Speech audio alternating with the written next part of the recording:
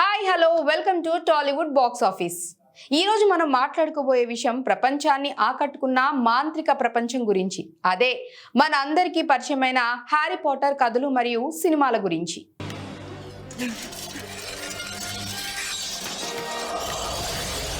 Harry Potter అనేది British రచయిత్రి JK Rowling రాసిన పుస్తకాల శ్రేణి. మొత్తం 7 పుస్తకాలు ఇందులో ఉంటాయి. ఈ కథలు ఓ చిన్న మాంత్రికుడు హ్యారీ పాటర్ జీవిత చరిత్రను మన ముందుకు తీసుకొస్తాయి.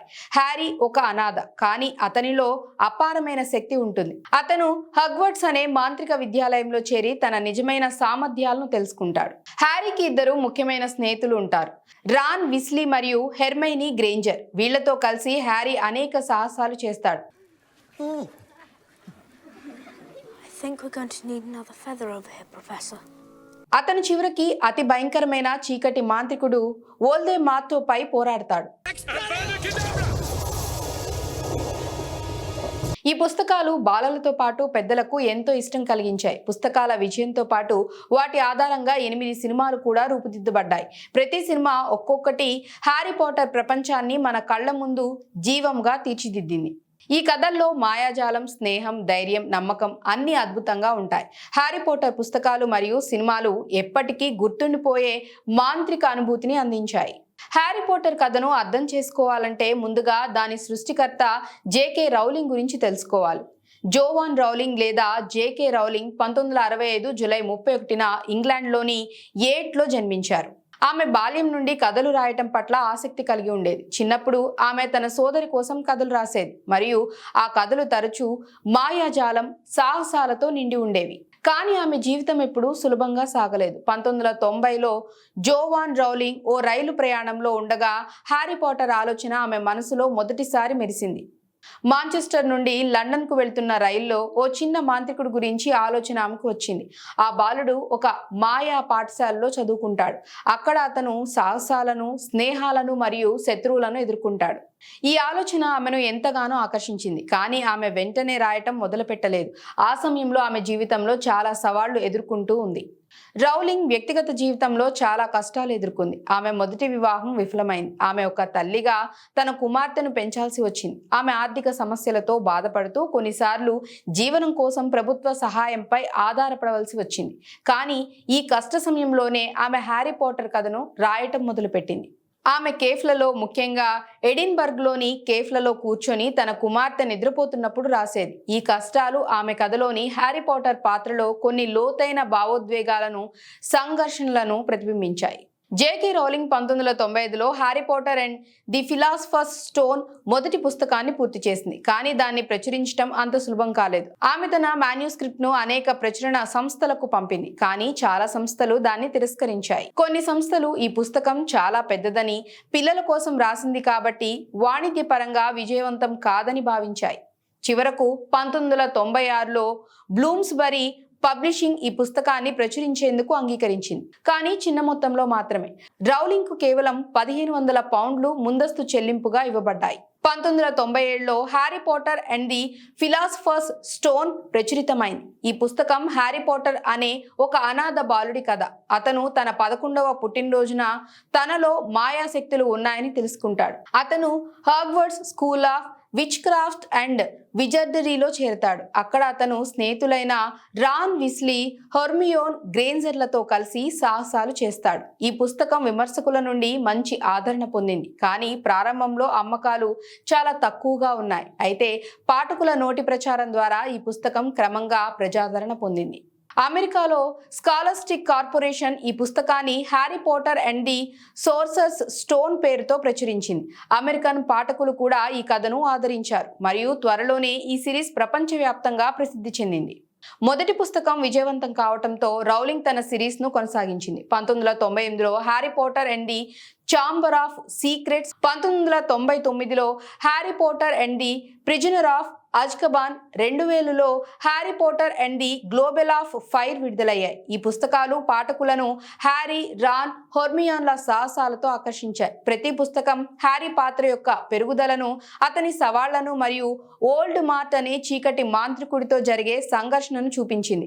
రౌలింగ్ రాసిన 7 పుస్తకాలు పిల్లల కథల నుండి క్రమంగా యువత కథలుగా మారాయి. కథలు మరింత సంక్లిష్టమై పాత్రలు మరింత లోతైనవిగా మారాయి.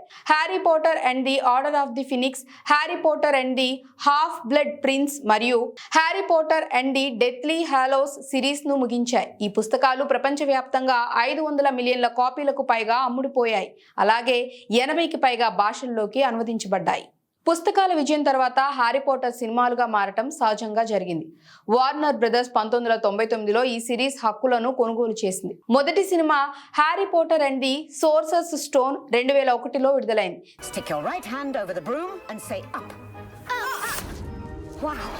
దీన్ని క్రిస్ కొలంబస్ డైరెక్ట్ చేశారు. హ్యారీ పోటర్ గా డెనియల్ రాడ్క్లిఫ్, రాన్ విస్లీగా రూపెర్ట్ గ్రింట్, హెర్మియోన్ గ్రేంజర్ గా ఎమ్మా వాట్సన్ నటించారు. ఈ ముగ్గురు చిన్న వయసులోనే ఈ పాత్రలను పోషించి సిరీస్ అంతట్లో కొనసాగారు. సినిమాలు పుస్తకాల సారాంశాన్ని అనుసరించినప్పటికీ కొన్ని మార్పులు చేయబడ్డాయి. పుస్తకాల్లోని కొన్ని సన్నివేశాలు సినిమాల్లో తగ్గించబడ్డాయి లేదా మార్చబడ్డాయి. ఇది కొంతమంది అభిమానులకు నిరాశను కలిగించాయి. అయినప్పటికీ సినిమాలు విజువల్స్ ఎఫెక్ట్స్, నటన మరియు సంగీతంతో ప్రపంచవ్యాప్తంగా ఆదరణ పొందాయి. 8 సినిమాలు 2001 నుంచి 2011 వరకు విడుదలయ్యాయి. చివరి పుస్తకం డెత్లీ హాలోస్ 2 భాగాలుగా విడుదలైంది. హ్యారీ పోటర్ కేవలం పుస్తకాలు లేదా సినిమాల సిరీస్ కాదు, ఇది ఒక సాంస్కృతిక దృగ్విషయం. ఈ సిరీస్ పిల్లలు మరియు పెద్దల్లో చదివే అలవాటును పెంచింది. హాగ్వర్డ్స్, వర్న్స్, క్విచ్ మరియు డెత్ ఈటర్స్ వంటి భావనలు సాధారణంగా పదజాలంలో భాగమయ్యాయి. ఈ సిరీస్ థీమ్ పార్కులు, వీడియో గేమ్స్, బొమ్మలు మరియు ఇతర ఉత్పత్తులను స్ఫూర్తి చేసింది. అభిమానులు హ్యారీ పాటర్ను వివిధ రకాలుగా ఆస్వాదించారు. Fan fiction, cosplay events మరియు ఆన్లైన్ ఫోమ్లు ఈ సిరీస్ చుట్టూ ఒక పెద్ద కమ్యూనిటీని సృష్టించాయి. భారతదేశంలో కూడా హ్యారీ పోటర్ అభిమానులు ఈ కథను ఆదరించారు. అలాగే తెలుగు సినిమా అభిమానులు కూడా ఈ మాయాజాల ప్రపంచాన్ని ఆస్వాదించారు.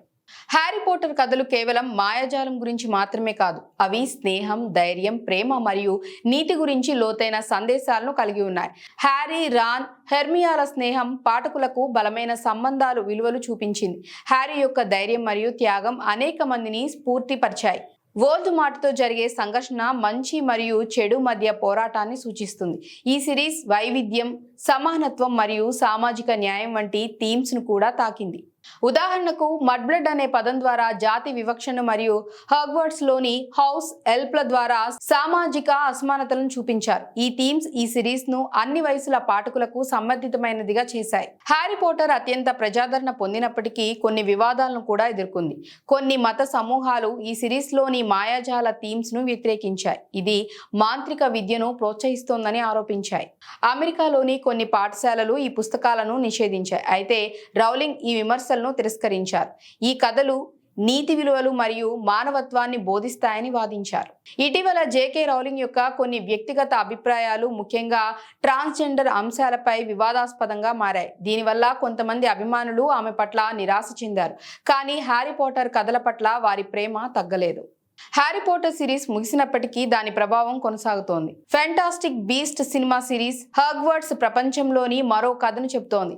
Harry Potter and the Cursed Child నాటకం కూడా అభిమానులను ఆకర్షించింది. వార్నర్ బ్రదర్స్ 2023లో హ్యారీ పోటర్ సిరీస్ ను టీవీ షోగా రీమేక్ చేయనున్నట్లు ప్రకటించింది. ఇది కొత్త తరానికి ఈ కథను పరిచయం చేయనుంది. హ్యారీ పోటర్ కేవలం ఒక కథ కాదు, ఇది ఒక ప్రపంచం, ఒక భావోద్వేగం మరియు ఒక సాంస్కృతిక గుర్తు.